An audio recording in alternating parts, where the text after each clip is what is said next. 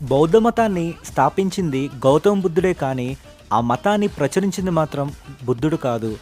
268 బీసీలో ఒక క్రూరమైన రాజు ఉండేవాడు.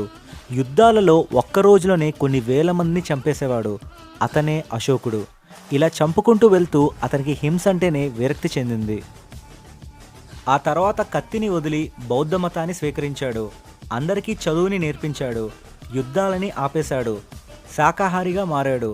జంతువుల్ని కాపాడాడు మరియు ఎన్నో హాస్పిటల్స్ని నిర్మించాడు. అశోకుడు బౌద్ధ మతాన్ని భారతదేశంలోనే కాకుండా నేపాల్, థాయిలాండ్, ఈజిప్ట్ అండ్ గ్రీస్లో వ్యాప్తి చెందేలా చూశాడు. అందువల్లే 500 మిలియన్ల మంది ఇప్పటికీ బౌద్ధ మతంలో ఉన్నారు.